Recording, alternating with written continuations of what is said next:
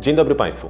Nazywam się Maciej Boryczko, a to jest Studio Gesell. W dzisiejszym odcinku jeden z najbardziej zaskakujących, a jednocześnie najbardziej praktycznych problemów rynku nieruchomości mieszkaniowych w 2026 roku. Chodzi o rozbieżność między literalnym brzmieniem artykułu 5a ustawy deweloperskiej, a stanowiskiem UOKiK dotyczącym sposobu liczenia powierzchni użytkowej lokali. Zapraszam. Przyczynkiem do tej wypowiedzi jest opublikowany przez Gesell artykuł, w którym opisaliśmy dwa konkurencyjne modele, które niestety właśnie zaczynają funkcjonować równolegle na rynku. Link do artykułu znajdziecie Państwo w opisie tego odcinka.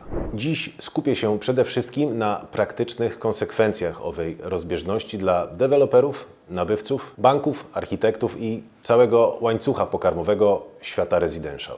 Na czym polega problem? Od 13 lutego 2026 roku obowiązuje nowy artykuł 5a ustawy deweloperskiej. Przepis mówi, że powierzchnię użytkową należy liczyć wyłącznie zgodnie z polską normą PN ISO 9836 w wersji obowiązującej w dniu złożenia wniosku o pozwolenie na budowę. I teraz kluczowy punkt. Norma ta nie wyłącza z powierzchni użytkowej balkonów, tarasów, lodzi ani schodów wewnętrznych. Oznacza to, że literalnie czytając przepis, w wielu mieszkaniach powierzchnia użytkowa rosłaby nawet o kilka albo o kilkanaście procent, a wraz z nią cena. Ale 3 dni po wejściu ustawy w życie UOKiK publikuje stanowisko, w którym stwierdza: liczymy po staremu. Czyli wyłączamy balkony, tarasy i schody, stosując łączną wykładnię normy i rozporządzenia o projekcie budowlanym. Problem polega na tym, że stanowisko UOKiK nie jest prawem, a ustawa oczywiście tak. I to właśnie tworzy dwie równoległe rzeczywistości. Przejdźmy do sedna, czyli jakie są praktyczne konsekwencje tej rozbieżności. To jest najważniejsza część.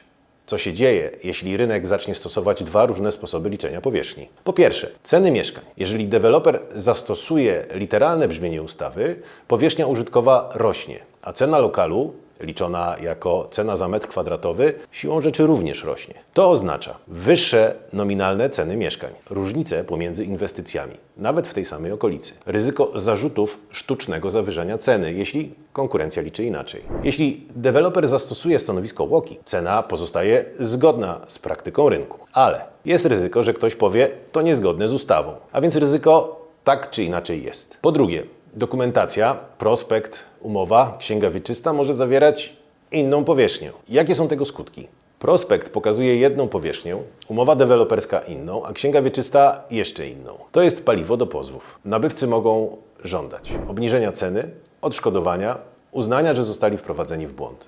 To także problem dla notariuszy, banków i projektantów. Trudno będzie przygotować spójny komplet dokumentów, jeśli sam ustawodawca tworzy dwa możliwe wyniki dla tej samej liczby. Po trzecie, paradoks. Jeśli deweloper zastosuje literalne brzmienie ustawy, może usłyszeć od UOKiK to naruszenie zbiorowych interesów konsumentów. Jeśli zastosuje stanowisko UOKiK, może usłyszeć od prawnika nabywcy to sprzeczne z brzmieniem ustawy. To sytuacja bez jednoznacznego wyjścia.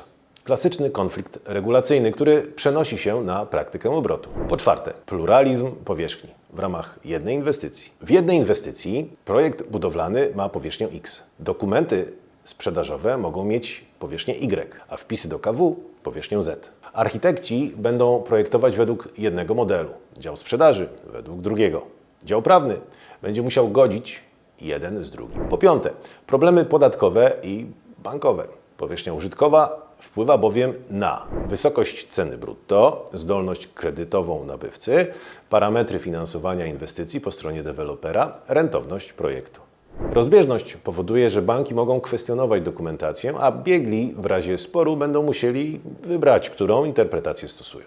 To oznacza oczywiście lata sporów i niepewności. Po szóste, konieczność podwójnej dokumentacji. Inwestorzy już dziś przygotowują dokumentację zgodną z ustawą i dokumentację zgodną ze stanowiskiem UOKiK. Czyli dwa standardy, dwa światy, dwa zestawy liczb. Jeżeli dwie różne instytucje, sąd i UOKiK, będą później oceniały inwestycję według dwóch różnych paradygmatów, deweloper musi być zabezpieczony na oba scenariusze. Jakie z tego płyną wnioski? To nie jest problem, który rynek może rozwiązać samodzielnie. Mamy ustawę, która mówi jedno. Mamy organ państwowy, który wydaje stanowisko mówiące coś innego. a praktyka rynkowa stoi w rozkroku i generuje ogromne ryzyko prawne i finansowe. Dlatego potrzebny jest ruch ustawodawcy. Nie interpretacja, nie wyjaśnienie, nie kolejne stanowisko. Potrzebna jest nowelizacja, która jednoznacznie określi sposób liczenia powierzchni użytkowej, powiąże go z dokumentacją projektową, usunie ryzyko sporów między inwestorem a nabywcą.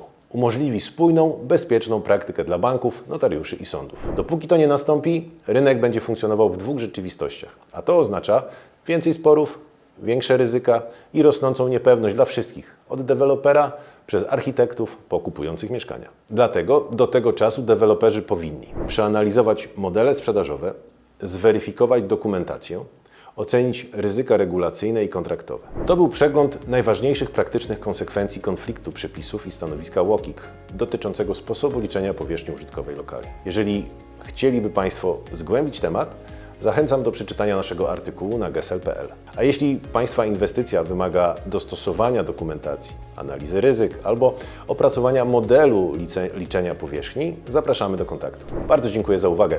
Do zobaczenia w kolejnym odcinku Studia Gesel.